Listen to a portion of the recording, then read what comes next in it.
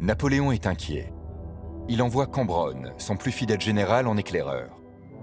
Au milieu de la nuit du 4 mars, Cambronne entre dans Sisteron sans aucune résistance et apprend avec soulagement que la citadelle a été désarmée. Elle laissera passer l'empereur sans combattre.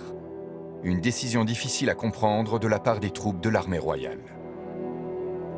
Ces hommes sont souvent des hommes qui ont aimé Napoléon et finalement sont écartelés entre le serment qu'ils viennent de prêter au roi, mais qui finalement est un jeune serment de moins d'1 an, et le poids du souvenir, l'attachement qu'ils ont pu concevoir pour Napoléon depuis, pour certains, plus de 20 ans. Le passage de Napoléon à Sisteron a remis en évidence le caractère stratégique du site. Le contexte historique du XIXe siècle va le rendre encore plus important. La puissance grandissante du royaume de Piémont-Sardaigne, soutenue par l'Empire autrichien, fait peser une menace sur l'ensemble de la frontière des Alpes. Une menace qui va conduire la citadelle à une dernière innovation inattendue. La menace, en fait, a grandi, d'où l'importance renaissante de Sisteron dans les années 1820. Et le point important de la position de Sisteron, c'est le pont sur la Durance. C'est l'interdiction de ce pont qui donne son importance à la citadelle et à la ville. Mais malgré la position de la citadelle, c'est bien l'enceinte de la ville, et en particulier la porte fortifiée nord, dite porte de la Sonnerie, qui jusqu'alors s'occupe de défendre le pont.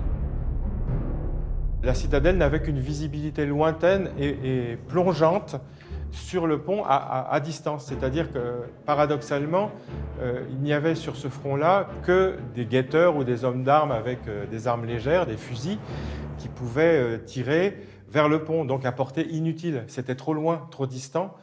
Il n'y avait pas de contrôle véritable du pont.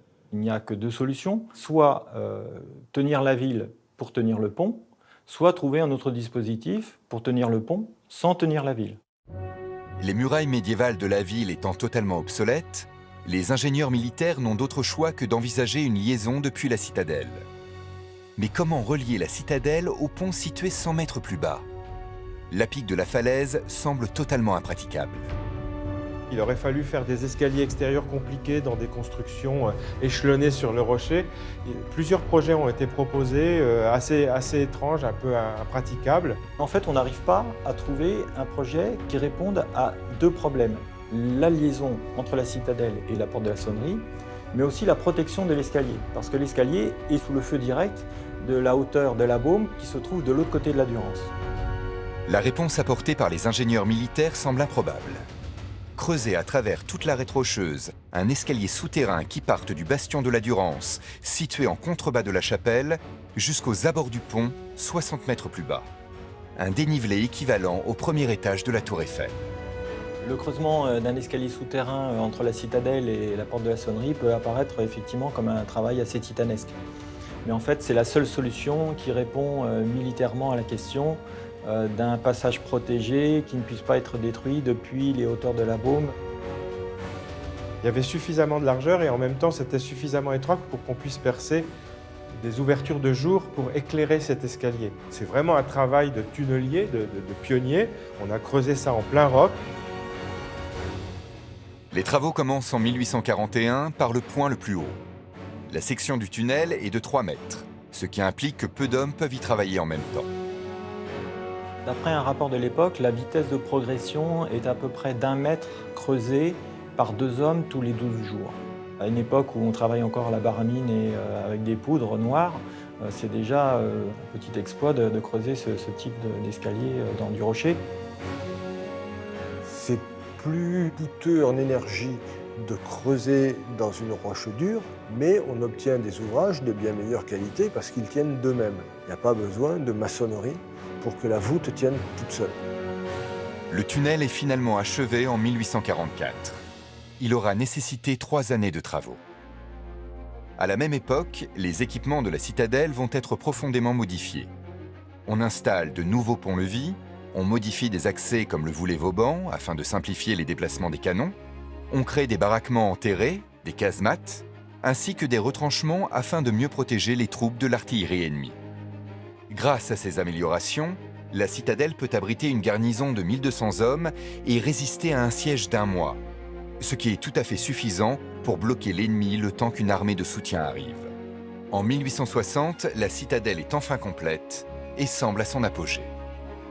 Mais en réalité, une forteresse n'est jamais achevée, et la course qu'elle s'est lancée depuis le Moyen-Âge contre l'artillerie est une course perdue d'avance. À partir de 1880, on met en place les explosifs chimiques qui ont une puissance bien supérieure à la poudre noire qu'on utilisait jusque-là. Donc les défenses de Sisteron telles qu'elles sont construites ne sont plus en état de résister à ces inventions-là et on va abandonner la citadelle. La place n'est plus adaptée à l'époque. Son utilité s'est aussi réduite.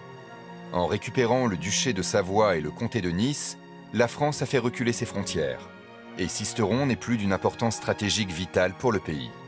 En 1894, la citadelle perd sa raison d'être. La place est déclassée militairement.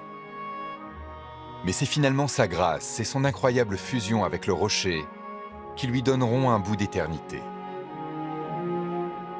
Les peintres du 19e, de Turner à Signac, attirés par ces lignes uniques, vont la magnifier. Les amoureux de théâtre vont lui donner une nouvelle vie, en profitant de l'incroyable décorum du site pour créer une scène et un festival de théâtre renommé durant l'entre-deux-guerres. Ils vont même littéralement la sauver. Après de terribles bombardements alliés en août 1944, la citadelle est éventrée. Son ouvrage le plus emblématique, La Chapelle, est totalement soufflé par une bombe.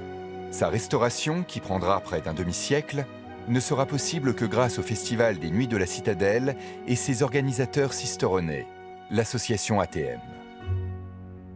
Ce n'est certainement pas un hasard si c'est au final l'art qui sauvera la citadelle, objet de défense devenu objet de contemplation.